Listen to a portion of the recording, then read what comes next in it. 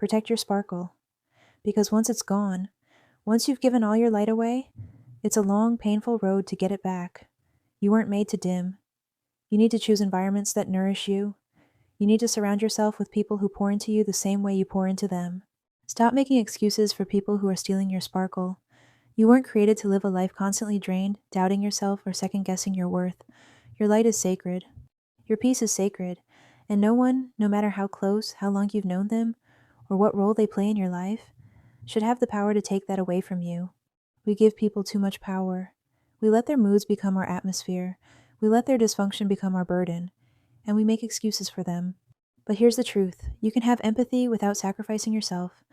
You can love someone and still recognize that their presence is hurting you. You can forgive someone and still choose to walk away. The moment you notice that someone is consistently making you feel small, anxious, heavy, or confused, you have to pay attention. That's not a coincidence. That's not you being too sensitive. That's your spirit saying, this is not where you thrive. And you owe it to yourself to listen. Stop putting people on pedestals so high that their opinions dictate your reality. Stop shrinking yourself to fit into spaces you've already outgrown. Stop trying to prove your worth to people who refuse to see it. Let them go. Let the excuses go. Let the guilt go. Your peace is more important. Your health is more important. Your calling is more important. And the people who are meant to walk with you on this journey, they'll never ask you to lose yourself in order to keep them. They won't shrink your light, mute your voice, or guilt you for growing. So stop making excuses. Stop settling for connections that cost you your peace, your purpose, or your identity. Start protecting your sparkle. Start standing firm in your worth. You're too valuable not to. And the right people, they'll recognize that and protect it with you. You need to choose environments that nourish you. You need to surround yourself with people who pour into you the same way you pour into them. Because when you're truly seen, your worth isn't intimidating, it's inspiring. And anyone who makes you feel like you're too much, they were never meant to handle the fullness of you anyway. Okay, step 1 in making steps towards getting over your toxic relationship and making better lifestyle choices is you need to cut communication. And I know some of you watching need to listen to this too. But yeah, you are never going to get over something if you keep going back to it. It's like ripping off a Band-Aid constantly and expecting it to be healed. It doesn't work like that. And another thing I would suggest is making sure the people you surround yourself with are good people. For me, example, I cut off everyone that had any sort of connection to my ex. I couldn't deal with it, and maybe people are more mature than me, but do what you want. For me, I had to cut off everyone that had connection with my ex. So that meant downsizing to a very small circle. And it was lonely, but it's worth it. So yeah, that is the first thing I suggest. Go no contact. Stop wasting your time and energy on someone who didn't honor you when they had access to you. No more texting, calling, checking in, or stalking their social media. Don't make burner accounts or scroll through their pages. It's a trap that will only slow down your healing. Block, delete, and detach. Protect your peace. Heal your inner child. Ask yourself, what part of me felt comfortable staying in a toxic situation? That's your inner child, the part of you that's still craving love, safety, and validation. Pray and ask God to show you the root of your wounds. Every time He gave you a way out, you stayed because of that unhealed part of you. Now it's time to face it, love it, and begin healing it. Start journaling. Write it all out. Your pain, your confusion, the things that hurt but didn't make sense. Get it off your chest and onto paper. You deserve emotional clarity. Let journaling become a safe space for you to process your emotions instead of carrying them around silently. Pour back into yourself. Do the things that bring you joy. Spend time with yourself. Date yourself. Buy yourself the flowers. Take yourself on solo dates. Invest in that course you've been curious about, or that gym membership you've been putting off. Go to therapy, relearn what you love, because somewhere in that relationship you forgot. Now is the time to remember. Travel and expand your world. You need to get out of your bubble. New experiences bring fresh perspective. Take a trip, go out in nature, laugh until your stomach hurts, explore something new. You'll start to realize how much more there is to life, and how much you still have to look forward to. It's time to live again. The sad reality of losing your spark is that you waste months of your life trying to get back to somewhere that no longer exists. If this is you right now, I want you to stop clinging so tightly to your old identity. And I want you to create space to discover what moving forward could look like. Because it's less about getting your spark back and more about realizing that you are the spark. Stop chasing the old version of you. Stop trying to get back to who you were before the heartbreak, before the disappointment, before life flipped everything upside down. That version of you, that was someone who let the toxic person in. You've outgrown that version. And the truth is, you're not supposed to go back. You're not meant to bounce back. You're meant to rise higher. You're not meant to be her again. You're meant to become you. Now evolved. This new version of you deserves your time. Spend time with yourself. Get to know your needs, your heart, your soul. Understand what you've learned, the wisdom you carry now, and the boundaries you've built to protect your peace. Because now you're stronger. Now you're more aware. Now you're aligned with your soul in a way the old you never was. You're not less than before. You're more. More enlightened. More in tune. More intentional. You're not chasing the spark anymore. You are the spark. Everything you've gone through didn't happen to you. It happened for you. Those losses, they were lessons. Those hard seasons, they grew you. You didn't fall off, you leveled up. Stop viewing your past self as the peak. That was only the beginning. That version of you didn't have the insight, the discernment, the strength you walk in now. Let go of the girl you were and fully embrace the woman you're becoming. Because this version of you, she shines brighter. She loves deeper. She walks with purpose. And she doesn't need to prove anything to anyone, not even her past self. The glow you're chasing, it's already within you. You want to know what's going to make you the happiest person, the most magnetic being? And this is not a manifestation tip. I'm not trying to sell you something. I'm just being real. It is radical self-responsibility.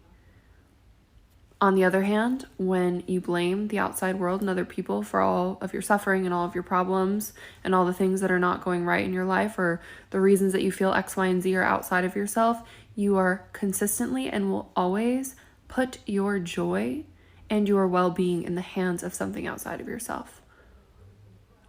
So you will forever feel powerless and you will forever feel like a victim to circumstance.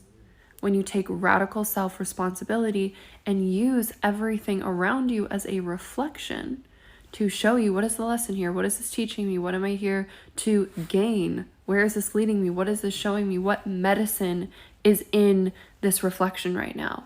You will be a new person because you are empowered by what you are experiencing. You're not a victim to it. At some point in life, every woman, no matter her age, has to make the decision to take radical ownership of her life. That means stepping out of victim mode and into full accountability. You've got to put on your big girl panties and face your life head on. If you're unhappy with where you are, your relationships, your friendships, your job, your mental or emotional state, you have to be real with yourself.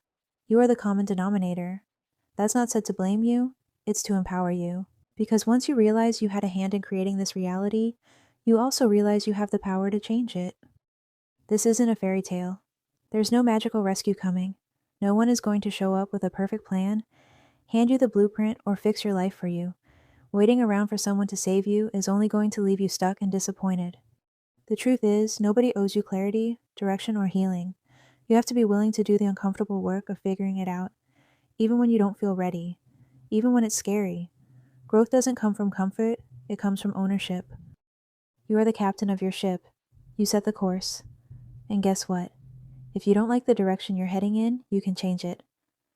Today, right now, stop waiting for a sign. You are the sign. The power has always been in your hands. Please tell me y'all seen that meme that's like 2 days after a breakup, a woman already got $20,000 in her savings account, 5 degrees, a down payment on a house, a Mercedes-Benz C-Class. Like her life just skyrockets right after a breakup from a toxic person. Yeah, you know what I'm talking about. So I know why that is. It's because all the time that you spend in mental confusion and emotional disarray trying to figure out why this toxic person isn't treating you right and doesn't see your value when you see theirs, and they're not reciprocating the energy and love that you give to them, and it's just mental chaos all over the place. You're spending so much time and energy in this shit show of a relationship that you can't even focus on your passion and purpose because you're putting so much of your energy here. So when you finally cut off that energy, now you can actually put it into the shit you're supposed to be paying attention to. And that's why life goes on. baby. Let them go. That's the moral of the story. You get your spark back by getting your mind back. That's the root of everything: how you think, what you focus on, and who gets access to your mental energy. Ever wonder why you start looking worse when you're in a relationship that's not good for you? Or why you seem to glow effortlessly when you're single or in a healthy partnership? It's simple. Your mind is free. When your mind is clear, you're taking care of yourself. You're hitting the gym, eating well, drinking water, doing your skincare, and organizing your life. You're in a flow because glow-ups take structure, discipline, and consistency, and that starts in your head. But when someone toxic starts living in your mind rent-free, when you're constantly thinking about them, stressed out, walking on eggshells, you lose that structure. You lose you. And without your mind, you can't take care of your body, your goals, or your joy. You're too busy surviving. That's how your spark fades, slowly, silently. When your thoughts revolve around someone else 24/7, whether it's your partner, family drama, or work chaos, you're being pulled out of your own life. And the truth is, you can't pour from an empty cup. Losing your spark feels like burnout. It feels like being alive, but not really living. So how do you get it back? You shift your focus. You come back to your own business, your hobbies, your passions, your goals. You get excited about what you're creating. You get lost in your vision, your routines, your joy. That's your right mind. That's where the spark lives. This is how you get your spark back. What Eminem say? Lose yourself in the music the moment you own it. You better never let it go. Listen, we can apply that wisdom to our dating and our marriage life, ladies. Lose yourself in the music the moment you own it. A man is not your entire experience. When you're on a date, when you're in real life with a man, whether you're married to him or you're just dating him, stop making him the entire experience. Stop making your partner the entire experience. They are a slice of the pie. Lose yourself in the music the moment you own it. Say, for instance, you go to a jazz club. Live jazz is playing. Close your eyes and lose yourself in the music the moment. Sip that wine, smell it, keep your eyes closed. Allow yourself to be indulged, encapsulated in the moment. It's not about him. It's about your experience. What's the temperature of the air? What's the feeling of the seat? The feeling of your satin dress on your skin? The smell of your perfume. Enjoy yourself. A little message from my girls on their healing journey. I know for me, this healing journey that I've been on has been super up and down. Some days are great and I feel like I got it all good. And then some days something triggers me and I feel like I have relapsed and taken 10 steps back. But what I'm having to remind myself of is that healing is a journey. It is not linear. It is not just today I'm okay and then I'm just going to stay okay. Some days are good and some days are bad.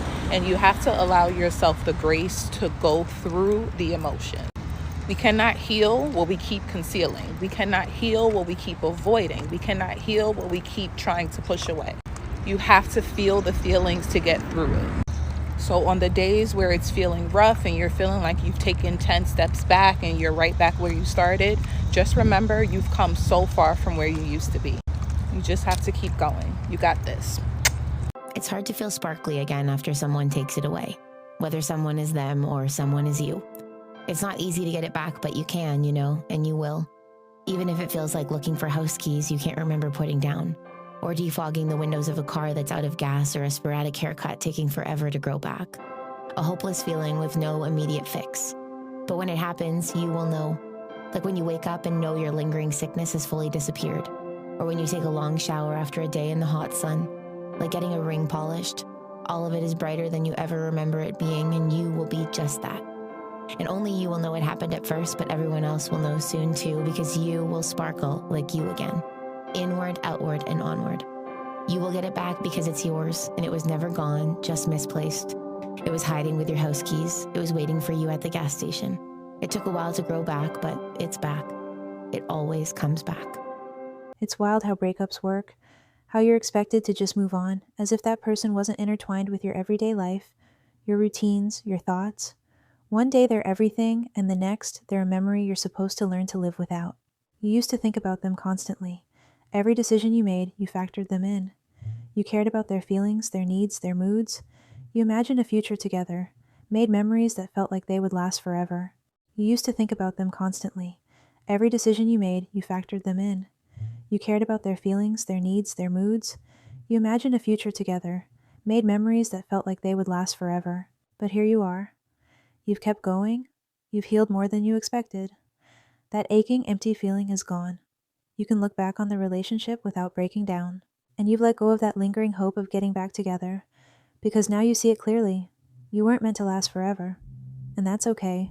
You're whole again, without them. At first it felt impossible, didn't it? Like life wouldn't make sense without them in it. But it does. You'll laugh again and not feel like you have to share it with them. You'll cry, and they won't be the first person you want to run to. The inside jokes, the special moments, they'll become memories, not triggers. You'll stop needing to reach out. And eventually, they'll just be a part of your past, not someone who controls your present. That relationship mattered.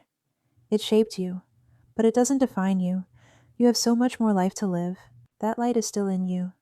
It's just been buried under emotional clutter, under pain that wasn't yours to carry. It's time to clear it out, to reclaim your energy and guard your peace like it's sacred, because it is. You weren't created to be drained by other people's dysfunction. You're here to thrive. So stay locked in on your healing, protect your focus. And remember this, your glow isn't about how you look, it's about how free your mind feels. And when your mind is free, nothing can stop you. The moment you choose yourself, everything changes. The glow comes back, your energy shifts. Life starts to align, not because it suddenly became easy, but because you became strong. You found your center. This is your reminder. Your life is yours. Your thoughts, your joy, your future, all of it belongs to you. Don't hand it over to people who wouldn't even know what to do with it. Show up for yourself with confidence. Build what you were meant to build. Let your peace speak for you. You don't need anyone's permission to shine. You just need to show up in your own life again. That's how you get your spark back. And this time, you won't lose it.